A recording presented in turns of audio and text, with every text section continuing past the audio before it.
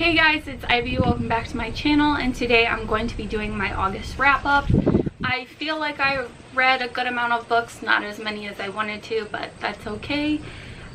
So I'm just gonna jump right in and tell you guys the books that I read because I'm sweating and I'm ready to go back in air conditioning. The first book being Mexican Gothic by Silvia Moreno Garcia, and this is a horror novel. It is about a woman whose cousin gets married to this gothic, kind of mysterious man, and they live in this mansion that's very secluded, like there's no electricity there and stuff. And she gets a letter from her cousin asking her to like basically help her, like she's like, they're torturing me, blah blah blah. Our main character's name is, I forget, Naomi, and she heads there to I forget, it's not telling me what her cousin's name is. Anyways, our main character's name is Naomi, and she goes off to the Mexican countryside to the place called High Place where her cousin is, and things start to get really weird, and she starts to have really gory nightmares and like sees things in the walls. And this book was good. I think that might be all I'm gonna say. Now there's 2 trains going by, we just have to deal with it, sorry. This book was good. I rated it 3 stars. It wasn't everything that I hoped for because honestly I wanted it to be more dark and sinister and a lot more scary. Like, I wasn't scared, and I talked to one of my other friends who she is a scary cat, and she was scared. So if you are not into scary things, then yes, you might be scared reading this. But if you're a big horror fan, maybe you won't be as scared like me. To be honest, the ending, I wanted it to be a completely different ending. I wanted it to be super, super dark. Like, I don't want to say too much because I don't want to give like everything away, but I wanted it to be a lot more sinister than it was.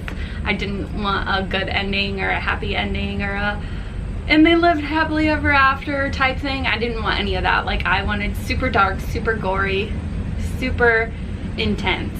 And I did enjoy reading this, and I do like the author's writing style. I did like the Mexican countryside setting. I thought that was very beautiful, and I enjoyed how she went and visited the small town near High Place and stuff like that. But yes, unfortunately it wasn't a 5-star read for me like I was hoping, but that's just because I wanted something a lot more scary.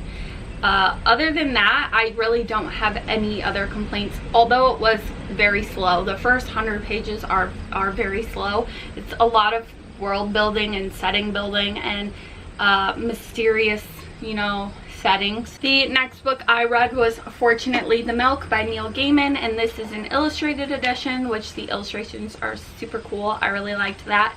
This was a fun little middle grade novel about a father who doesn't have milk for his kids, so he's going to the store to pick up milk for his kids, cereal, and for his tea, and he gets along the way a huge adventure, and he encounters aliens and pirates and all kinds of cool stuff, and the whole time he's saying, fortunately I still have the milk. So he's telling his kids this story, and the kids are like, no way. So it's pretty cute, pretty entertaining, and I gave it 3 stars. I'm going to be passing this one over to Landon, so probably won't be seeing it in my August book haul because I'll be leaving it here with Landon so he can read it. The next book I read was Middle Game by Seanan McGuire, and you may or may not know that I have been reading this book since March. I picked it up and then I ended up putting it down. Then I ended up picking it back up again, and I really did enjoy the beginning of the novel. However, it just was extremely long and dragged on for me, but that could just be like my mood because I had put it down for so long or whatever. But I did only give this 2 out of 5 stars. It is about a set of twins who are basically like superhumans, and they can talk in each other's minds, and there's many different worlds, I suppose. I don't know, it's kind of weird. I think a lot of people will like it. For me, it was just too long, I think. I don't know. I wanted to love it. I truly think it's probably my mood. Had I picked it up at a different time, I probably would rate it higher. I don't really know, but yeah. I picked up Everything All at Once by Katrina Leno, and this book is about a girl who loses her aunt to cancer. Her aunt is a very popular author in this world. Think J.K. Rowling popular. Like, her books are extremely known, like Harry Potter books, and her books are about these two siblings, a boy and a girl, who are immortal and they don't age and they live forever. And her aunt passes away and leaves her these letters, and the letters tell her to do things, and some of the things are as simple as like, eat my favorite cupcake, or you know, go to the party, have fun, or, you know, stuff like that. And while she's at the party, she encounters this person. What's his name? I forget his name, but our main character's name is Lottie. Anyways, so they start to become friends, and there is a tad bit of magical realism in this book, which if you like Katrina Leno, you can expect her books to always have a little bit of magical realism aspects, a little bit of fabulism, which I love her writing for. This book also has every other, like, it's a chapter and then a snippet of the book her Aunt Helen has written. I really don't want to go into too much detail because I don't want to give too much away. I just want you guys to read this because it is fantastic. I absolutely loved it. I gave it 5 out of 5 stars, and I just think that if you're an aunt, you will really appreciate this one because it showcases their relationship extremely well, and I really loved that. So yes, 5 out of 5 stars. The next book I read was The Stranger in Our Home by Sophie Draper, and I'm dying because I'm letting my aunt borrow this, and she has a peanut M&M wrapper for her bookmark. I was cracking up. So anyways, this book is a thriller. It is about a girl whose stepmother dies, and her stepmother have a very bad relationship, and she moves back into the old house kind of to just get things situated, but also she really doesn't have much going on in her life, so she figures why not just move into the home. And her sister tells her, like, you should go there, and a lot of secrets are being revealed and a lot of twists and turns happen, and I did enjoy this. I gave it 3 out of 5 stars. It hasn't been my favorite thriller I've ever read just because I feel like I wasn't too invested in what was happening in her life. Like, I was invested, but not like extremely. Like, I was able to put the book down is what I'm saying. So if you do like thrillers, I do recommend this one, and I did enjoy it. So that is for the 3 out of 5 stars. The next book I read is If I'm Being Honest by Emily Wibberley and Austin Sigmund Broca, and this book is about a girl who, her name is Cameron, and she is a bitch and she's mean, and this turns to bite her in the ass because the boy she likes doesn't really like her anymore because he's like, you're kind of, you know, you're a mean person, you're mean to everybody, you hurt people's feelings.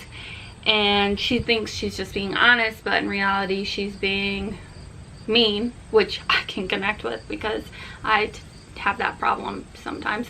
So she is on this path to get forgiveness in order to earn the boy that she likes, in order to earn his likeliness back. This is written extremely well. I really enjoyed it. I liked Cameron.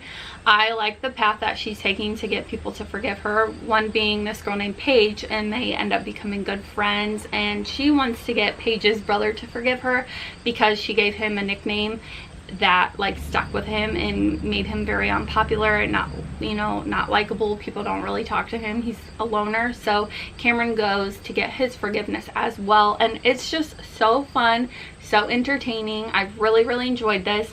It might even be one of my favorite books of the year. I did give it 5 out of 5 stars, and I highly recommend you pick this one up. I also read Orpheus Obsession by Dakota Lane, and this book is about a girl named Anushka who goes with her sister Moon to this park, and they end up seeing Orpheus there, who's a popular rock star, and Anushka didn't really care about him until she met him, and now her obsession is growing, and she hangs out with him in person, and he starts to spiel and makes her really think that he loves her and all that kind of stuff, and he's very manipulating and a jerk. And I did enjoy this book, and I gave it 4 out of 5 stars. I will say there's also a lot of family drama happening in here. There's a lot about her mother and their relationship, which is extremely rocky. Her mother has a lot of issues. That was beautifully written, just, you know, an added aspect to the story, so I liked that. Oh, a couple of these 3 books are going to be in a reading vlog, so keep an eye out for that. It is a good reading vlog. I went to a cabin, so I hope you guys will like that. This is the final book that I read. Technically, I finished it in September, but I'm going to leave it here because it's Landon's book, and so I just wanted to talk about it real quick.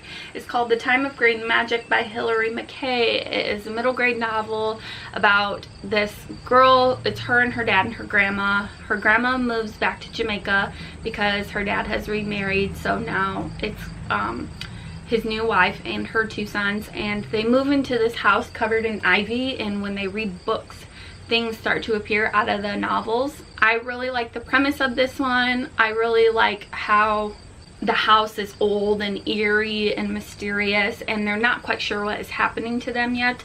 But it was a tad bit slow for me, I think. I don't know if it's my mindset, so I'm not quite sure what I'm going to rate this yet.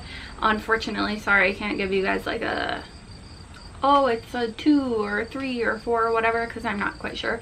I know it's not a 4, but yeah, I do think this is good for young readers. It gets their minds going, their imaginations going, and I do like that aspect, so I think that is pretty cool. Alrighty, y'all, that is it for this wrap up. I hope you guys pick up some of these books, especially Everything All at Once, and if I'm being honest, I really enjoyed those, and I hope you guys have a beautiful day. If you're looking for me on any other social medias, you can find those, something's in my eye, you can find those linked down below, and if you haven't already, please subscribe. I hope you guys have a beautiful day, and may the force be with you. Bye!